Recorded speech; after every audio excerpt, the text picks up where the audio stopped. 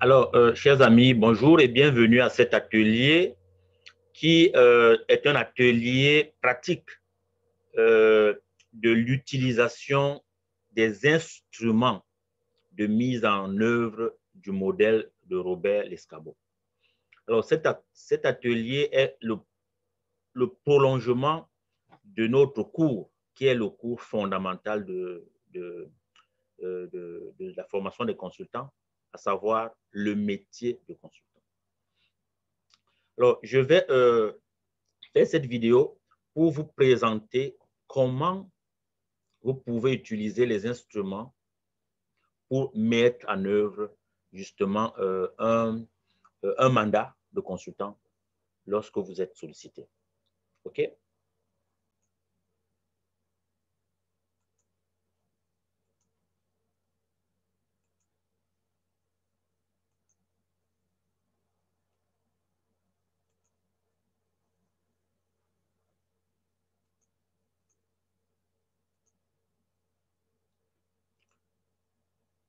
Alors, je rappelle que le consultant que nous formons au CFCI est un professionnel de l'accompagnement. Mais son accompagnement qu'il offre est un accompagnement dans la mise en œuvre d'un changement. Mais il n'est pas spécialiste lui-même du contenu, il est plutôt un spécialiste du processus. On se rappelle que les experts du contenu demeurent les clients et le système client lui-même. Alors, c'est cela. Vous voyez que je reviens toujours là-dessus, hein, que le consultant, comme le dit Robert Lescarbot lui-même, le consultant n'est pas un expert conseil. Il n'est vraiment pas un expert conseil. Il n'est pas un avocat qui est un expert conseil juridique. Il n'est pas un architecte qui est un expert conseil en architecture ou un ingénieur de travaux. Mais c'est quelqu'un qui accompagne la mise en œuvre d'un processus de changement. Il ne résout pas les problèmes à la place de ses clients. Au contraire, il capacite ses clients afin qu'ils puissent résoudre par eux-mêmes leurs problèmes organisationnels. Et ceci donne justement une grande liberté aux consultants de pouvoir intervenir dans une grande diversité de milieux professionnels. Donc, le consultant qui est formé au CFCI peut travailler autant dans des environnements où il s'agit de gérer des conflits interpersonnels, mais il peut aussi travailler dans d'autres types d'environnements où il faut peut-être il faut mettre en œuvre un plan d'action ou déterminer un plan stratégique ou bien renforcer une dynamique d'équipe ou définir une mission ou une vision organisationnelle. Je veux dire, il y a tellement de possibilités avec le consultant qui est spécialiste du processus.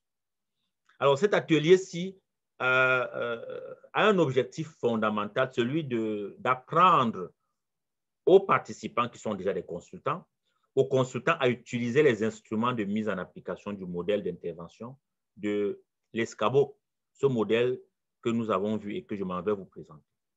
Donc, voici le modèle que je vous avais présenté en vous invitant à l'avoir toujours à portée de main.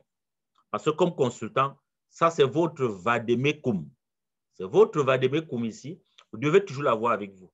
Alors, il vous indique qu'à l'extrême gauche, vous avez les inputs. Les inputs, autrement dit, ce sont des ressources.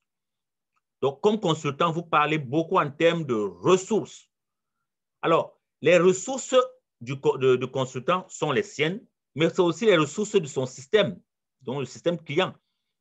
Et c'est ces ressources-là que le consultant consulte, j'allais dire, d'entrée de jeu. Il faut que le consultant convoque ses propres ressources. Et il est question pour lui de choisir les éléments les plus significatifs et justement produire une description de la situation initiale. Donc, il va faire un travail d'abord. Quels sont les éléments significatifs qui peuvent me permettre de produire une description de la situation initiale de la plus fidèle des manières possibles, qu'elle soit fidèle à la réalité. OK? Ça, c'est très important. Donc, vous allez voir l'outil que le consultant utilise lorsqu'il, justement, est au niveau de la situation initiale. La description de la situation initiale. Bon, cet instrument s'appelle la description de la situation initiale. Alors, donc, comme consultant, vous faites une description de la situation initiale. Donc, vous allez choisir quels sont les éléments du système, quels sont les éléments les plus significatifs que je peux mettre en exergue. Donc, ça, c'est extrêmement important. Et ces éléments doivent être vérifiables. Ils doivent être fidèles et conformes à la réalité. Le consultant n'invente pas. Donc, en réalité, c'est qu'il fait un diagnostic. Donc, ici, à cette étape, le consultant rencontre le demandeur, qui est son client. Il le rencontre. Et en se servant de cet instrument, c'est très important parce que le client, le consultant pourra poser des questions pertinentes à son client. Et je vais vous dire tout à l'heure quel type de questions il peut poser à son client. Et je vais vous préciser immédiatement que le consultant n'a pas à dire à son client ou alors à dévoiler ses instruments de travail. Tu lui dis, en ce moment-ci, je voudrais qu'ensemble on puisse décrire la situation. Mais c'est toi qui as tes outils. N'oublie pas, ta boîte à outils, c'est ton trésor. Ce sont tes outils de consultant. Tu dois les avoir pour toi. Ils ne sont pas pour tout le monde. Donc, c'est très important de savoir que tu n'as pas à partager tes instruments avec ton client. Tu dois t'en servir, mais pas partager tes instruments. Ce qui revient au client, c'est le rapport, mais ce ne sont pas tes instruments. Donc, il est donc question ici que tu poses un certain nombre de questions qui te permettent d'avoir un portrait de la situation initiale. Donc, tu fais ce qu'on appelle la collecte des données, les données les plus significatives. Alors, voilà quelques questions. Voici quelques questions que le consultant peut poser à son client, au système client. Ça, c'est des questions importantes. La première question, quels sont les signes observables ou les symptômes qui amènent à penser que la situation n'est pas satisfaisante? Donc, on se dit, mais parce que n'oubliez pas, le client vient toujours vous voir parce que ça ne va pas. Quand ça va, il ne voit pas le client. C'est comme le médecin. Personne ne va voir le médecin quand tout va bien. Donc, c'est important de savoir que si le client est venu vous voir, c'est parce que ça ne va pas. Non seulement ça ne va pas, il n'est pas lui-même capable de régler la situation. Donc, toi, tu veux savoir. Alors, tu lui poses la question, quels sont les signes observables ou les symptômes qui vous amènent à penser que la situation n'est pas satisfaisante? Parce que votre client doit être factuel. Il ne faut pas juste qu'il vous dise que non, ça ne va plus au bureau. Mais qu'est-ce qui te fait dire que ça ne va pas? Est-ce qu'il y a des symptômes? Est-ce qu'il y a des signes? Tu l'amènes à verbaliser, à nommer. Et la deuxième question, depuis quand ces signes sont-ils observables? Vous voyez, vous posez la question, depuis quand ces signes sont-ils observables?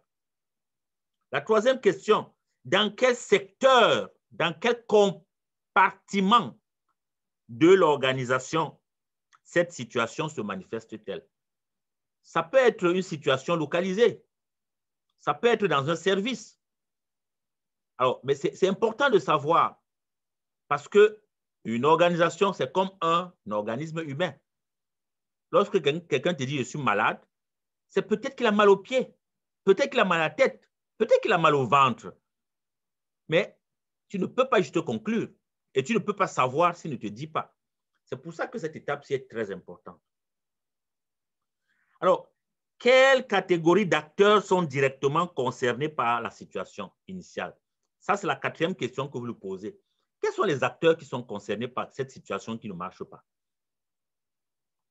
Peut-être que c'est au niveau opérationnel, peut-être c'est au niveau stratégique, peut-être, ou au niveau de la ligne hiérarchique, ou alors au niveau du support logistique. Donc, ça, c'est important. Si c'est le support logistique, est-ce que c'est les comptables? Est-ce que c'est la secrétaire? Est-ce que c'est les consultants externes? Si c'est au niveau de la ligne hiérarchique, est-ce que c'est les chefs de service? Mais si c'est les chefs de service, c'est quel service? C'est quel chef précisément? Et la cinquième question, vous lui demandez quel autre acteur ou quel autre groupe subissent les conséquences de cette situation.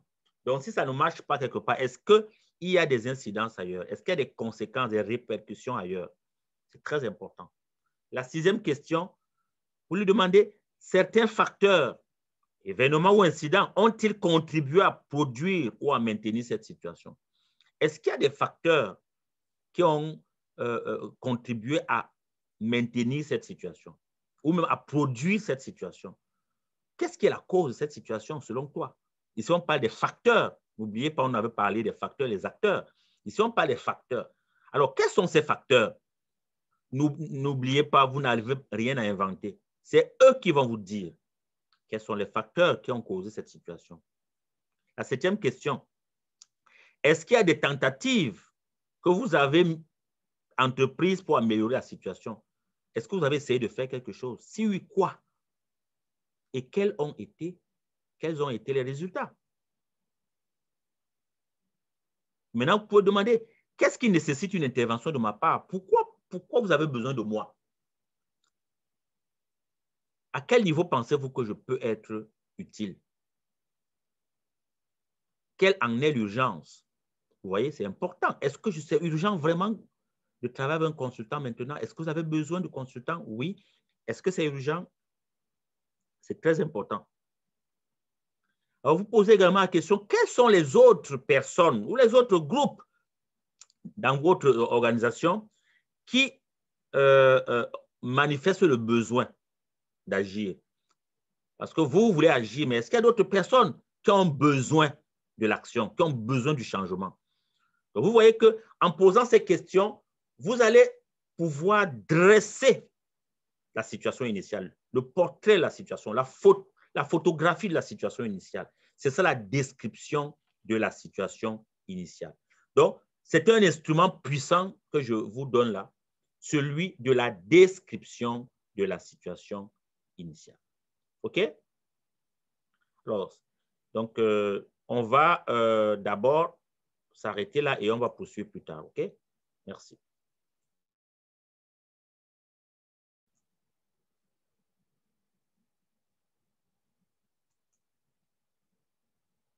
Alors, maintenant, nous allons passer au deuxième.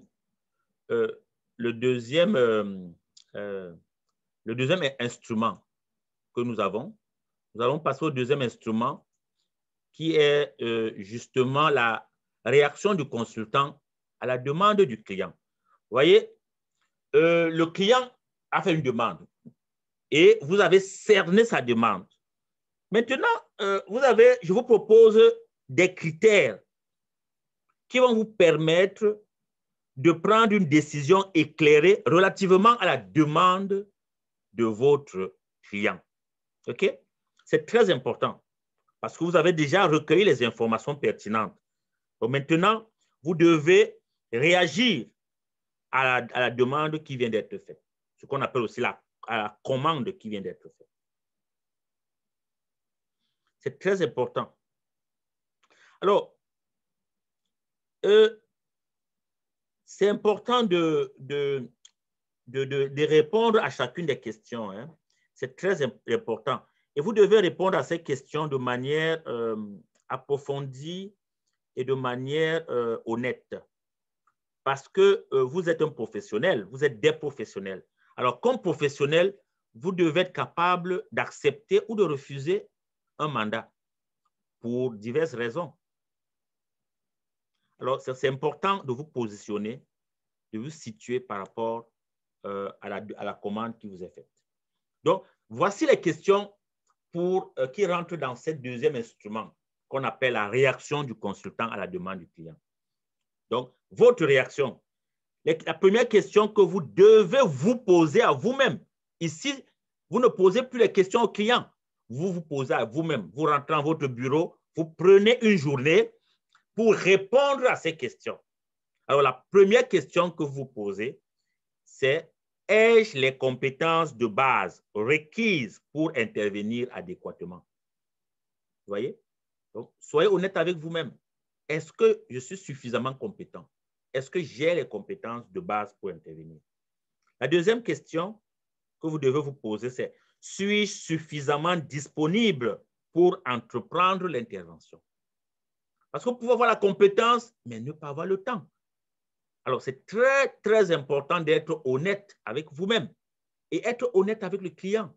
Si vous ne pouvez pas, peut-être que vous êtes déjà surbooké, votre agenda est plein. Alors, même si c'est beaucoup d'argent, écoutez, il y a toujours du travail. Donc, soyez honnête avec vous-même. Est-ce que vous avez du temps? Suis-je capable de relever le défi proposé compte tenu de la nature et de la complexité du problème? Parce qu'il y a des problèmes qui peuvent être très complexes ou des problèmes du genre que vous n'avez jamais abordés par le passé. Alors, c'est à vous de répondre en âme et conscience. Est-ce que je suis capable de relever ce défi? Si c'est oui, vous cochez, c'est très bien. La quatrième question: est-ce que la situation qui m'a été relatée par mon client peut évoluer? Parce que c'est ça. Ça, c'est vous faites votre propre jugement. Si vous pensez que la situation peut évoluer, c'est très bien. Mais si vous ne croyez pas, je vais utiliser un concept fort, la croyance. Si vous ne croyez pas que la situation peut évoluer, moi, je vous conseillerais de laisser tomber. Parce que vous ne pouvez pas. Si vous déjà vous doutez vous-même que vous pouvez apporter un changement, ce n'est pas la peine de commencer. Et la cinquième question que vous devez vous poser, c'est: suis-je suffisamment intéressé par ce genre d'intervention? Oui. Est-ce que ça m'intéresse vraiment de faire ça?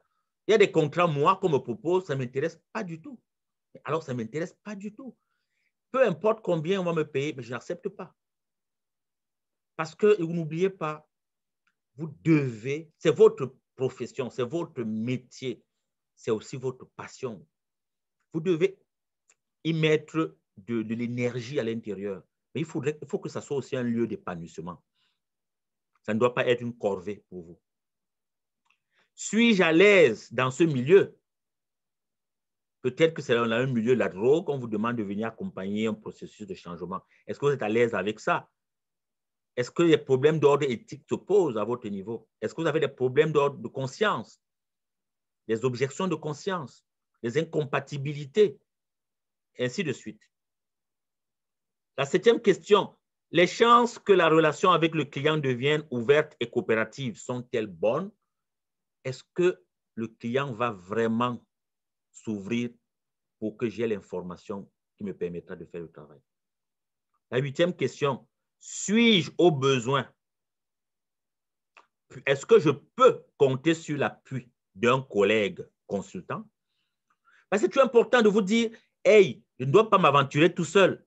Je peux compter sur un collègue. Alors, si tu sais que tu peux compter sur des collègues, alors c'est très bien. Vous pouvez vous avancer, sachant que même si vous n'avez pas toutes les compétences, vous avez un collègue qui peut venir vous appuyer. Et c'est ça aussi le but, l'importance du réseau. Et je ne dirai jamais assez, je vous encourage à travailler en collégialité.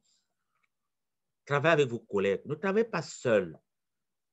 Vous ne pouvez pas être un professionnel performant si vous travaillez tout seul. Vraiment, le travail en équipe est une compétence fondamentale au XXIe siècle. Donc, posez-vous la question: est-ce que je peux compter sur un collègue? La neuvième question, c'est: puis-je bénéficier d'un rapport coût-bénéfice avantageux? Ça veut dire, par rapport à ce qu'on me propose, est-ce que je vais avoir un profit là-dedans? Est-ce que je ne suis pas en train de trop mettre, de trop donner par rapport aux maigres bénéfices que j'aurai de ce travail? Parce qu'on peut vous proposer un contrat qui n'est pas bien payé et puis vous acceptez, peut-être parce que vous voulez d'abord prendre de l'expérience, mais après, on vous propose le même contrat quelques années après, vous refusez. Parce que vous dites: écoute, je dois me déplacer, je dois aller travailler à l'étranger, je vais passer un mois et à la fin pour rentrer avec 500 000. Ben, écoutez, Ça, même s'ils ont payé mon billet d'avion, m'ont payé les frais d'hôtel, mais rentrer avec 500 000 €, c'est pas ça. Je ne vais pas travailler comme consultant loin de mon pays pendant un mois pour gagner 500 000 francs CFA.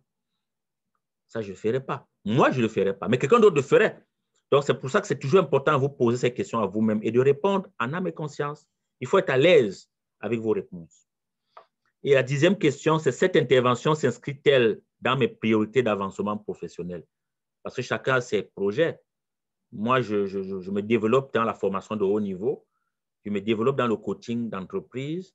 Alors, il y en a qui vont se développer dans un autre domaine, hein. Donc, chacun. Alors, si vous voulez travailler dans le domaine de l'éducation ou des communications ou des, je ne sais pas moi, des droits de l'homme ou des femmes, etc., et qu'on vous propose un contrat, il peut ne pas être bien payé, mais parce que ça contribue, ça participe à votre évolution professionnelle, vous acceptez. Vous voyez, le gain n'est pas seulement un gain financier, il y a aussi ce qu'on appelle les gains stratégiques. C'est un gain stratégique important. Alors, la 11e question, le milieu m'apporte-t-il l'appui requis? Est-ce que je peux compter sur l'appui du milieu? Donc, ici, on parle du système client. La 12e question, est-ce que ce système client aura-t-il l'ouverture voulue pour explorer diverses pistes de solutions? Est-ce que je pense que ces gens sont suffisamment ouverts d'esprit pour que lorsque je vais leur poser mes questions, ils vont me donner de l'information pour que je puisse faire mon travail? OK? La 13e question, c'est les gens du milieu ont-ils la disponibilité requise pour investir de l'énergie dans une intervention? Est-ce que je vais avoir la disponibilité de ces gens? Est-ce qu'ils sont vraiment prêts à m'accompagner? Tout ça, c'est important. C'est tout ça qui vous permet de dire oui, j'embarque ou oui, je n'embarque pas ou non, je n'embarque pas. Et la 14e question, c'est les objectifs que le client s'est fixés sont-ils réalistes?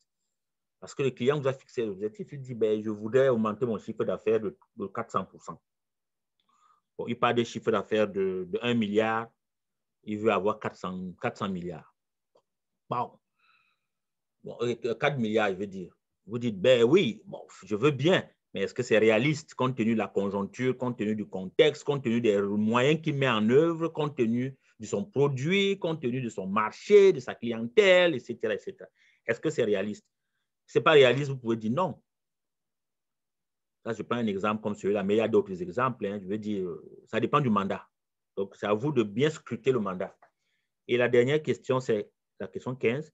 C'est compte tenu de la nature de la situation initiale qu'on a vu plus haut, les moyens que le client envisage me semblent-ils appropriés à la nature de cette situation? Est-ce que les moyens que le client est prêt à dégager sont appropriés? Voilà les 15 questions que le consultant se pose lorsqu'il utilise cet instrument qu'on appelle réaction du consultant à la demande. Donc, c'est à l'issue, quand il va se poser ces questions, il va donc prendre sa décision. Et sa décision sera une décision éclairée qui s'appuie vraiment sur ses convictions, sur les connaissances, sur des faits et sur des projections. OK? Ça, c'est très, très, très, très, très important. Super. Alors, le troisième instrument, c'est le contexte de la demande. Donc, le deuxième, le consultant s'est déjà posé les questions, il s'est dit, OK, alors, il s'est fait son idée. Maintenant, le contexte de la demande. C'est un instrument très important qui a pour objectif de préparer à l'attention du client une présentation du contexte dans lequel se situe la demande d'intervention. Donc, le consultant, quand il va faire son offre de service, ou même quand il va faire son rapport préliminaire, il faut qu'il présente le contexte de la demande. Donc, c'est important pour lui de se poser quelques questions. Okay? C'est très important, très, très important. Donc, il doit garder à l'esprit le premier instrument qui est la description de la situation initiale qu'il a faite avec le client. Il a posé la question au client. Et le deuxième instrument, il s'est posé la question à lui-même.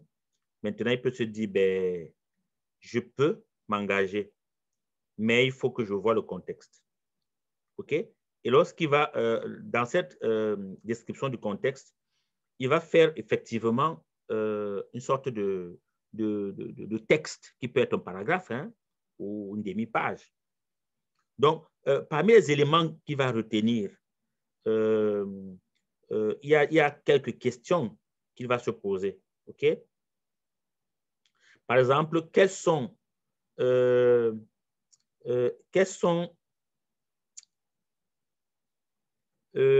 éléments qui seraient pertinents d'utiliser? Par exemple, il va se demander, ben, toutes les informations que j'ai là, qu'est-ce qui va m'aider à rédiger mon contexte de la demande? Donc, par exemple, les symptômes que le client lui a donnés, il va dire, oh oui, le client m'a parlé des symptômes, donc je peux faire mon contexte en insistant sur les symptômes.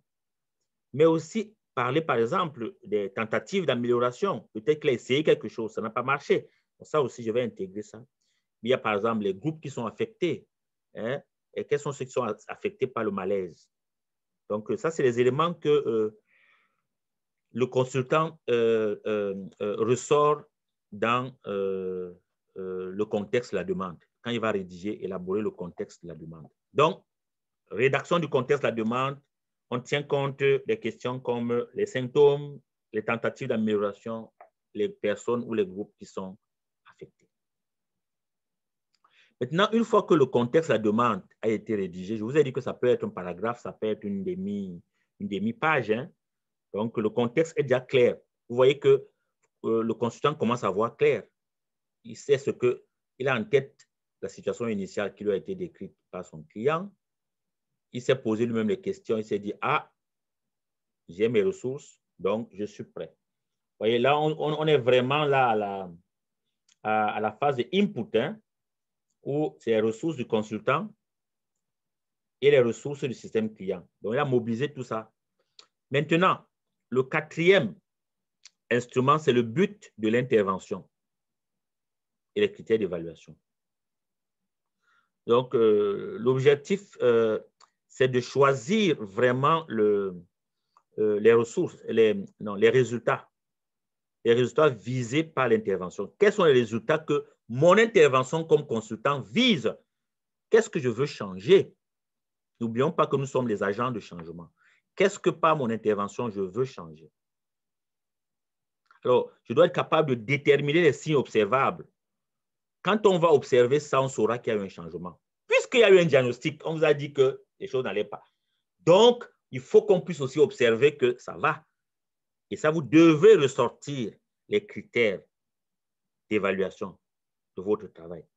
Comme pour rassurer votre client que moi, je vais vous accompagner. Quand je vais voir ça, je vais savoir que ça fonctionne. Et c'est sur cette base que vous serez jugé à la fin. On va juger votre intervention et on saura est-ce que vous avez atteint les critères, est-ce qu'ils n'ont pas été atteints. OK? C'est très important. Alors, comme d'habitude, vous allez vous poser quelques questions. C'est très important. La première question que vous devez prendre en compte lorsque vous utilisez cet instrument que l'ESCABO appelle but de l'intervention et critères d'évaluation, la première question c'est dans un langage simple et accessible, comment pourrait-on compléter la phrase suivante? L'intervention proposée aura pour but de... Alors, il faut que tu sois capable de compléter. L'intervention proposée par X, Y, vous mettez votre nom là, par X aura pour but de. Donc, vous devez dire, le but, c'est quoi? Donc, vous voyez que vous apportez la solution, vous apportez le remède, parce que vous avez fait un diagnostic. On vous a parlé des symptômes. Vous savez ce qui ne va pas. Maintenant, votre but, c'est d'apporter la solution, le remède. La deuxième question à prendre en compte, c'est quels sont les critères d'évaluation? Quels sont les critères d'évaluation? Donc, vous devez déjà ici dresser les critères d'évaluation. On saura que la situation marche lorsqu'il y aura eu ça. Mais les critères pour pouvoir apprécier que ça va mieux, les voici. Donc, vous devez identifier et noter ces critères. La troisième question, c'est que ces formulations sont-elles appropriées au but de l'intervention? Est-ce que les formulations sont appropriées? Vous voyez, chaque intervention est particulière. Donc, vous devez vous poser la question si les formulations sont appropriées. Si elles ne sont pas appropriées, vous pouvez reformuler, trouver d'autres types de formulations pour indiquer les critères à partir desquels on va évaluer l'atteinte du but de l'intervention ou des buts de l'intervention. Donc, c'est important de travailler dans la formulation des critères. C'est très important. Vous formulez vos critères pour qu'on sache. Et je pense que dans le cours, vous avez vu comment on formule les critères. Donc, vous devez, ici, à cette phase-ci, formuler les critères sur lesquels vous-même, vous allez évaluer que la situation a changé.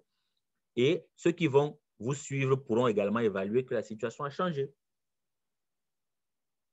Et la cinquième question, c'est à la lumière des réponses que vous apportez justement, à la lumière de ces critères, de ces formulations des critères, comment peut-on compléter la phrase suivante? Vous devez être capable de compléter la phrase suivante. Voilà la phrase. Nous serons en mesure de juger que ce but aura été atteint si nous pouvons observer les résultats suivants au terme de l'intervention. Vous voyez? C'est vous-même qui le dites, que nous serons en mesure de juger que notre but aura été atteint si nous pouvons observer les résultats suivants au terme de l'intervention. Donc là, vous identifiez les résultats. C'est quel résultat? On aura fait ça, ça, ça et ça. Donc, c'est très, très, très, très important. Vous voyez que ce n'est pas le hasard. Dès le début, déjà, parce que vous avez jaugé votre client, vous avez obtenu les informations, les symptômes, les manifestations, les insatisfactions. Vous avez vous-même questionné le système, la disponibilité du système client. Vous avez jaugé vos compétences, votre disponibilité, votre intérêt. Alors là, vous êtes capable à la fin de dire oui, ça, les résultats ont été atteints et voici comment je peux le prouver. OK? Voilà. Donc, je vais m'arrêter là pour aujourd'hui et nous allons continuer plus tard. OK? Nous allons continuer plus tard avec la démarche générale et la première planification. C'est beau? Super. Merci beaucoup.